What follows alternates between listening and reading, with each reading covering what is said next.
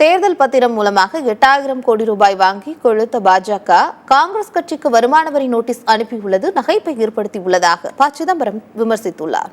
புதுக்கோட்டையில் செய்தியாளர்களுக்கு பேட்டியளித்த அவர், காங்கிரஸ் கட்சிக்கு வருமான வரித்துறை நோட்டீஸ் அனுப்பியதன் மூலம் ஒரு அரசியல் கட்சியை முடக்குவதற்கு இதைவிட சிறந்த வழி கிடையாது என்பதை பாஜக நிரூபித்துள்ளதாக தெரிவித்துள்ளார்.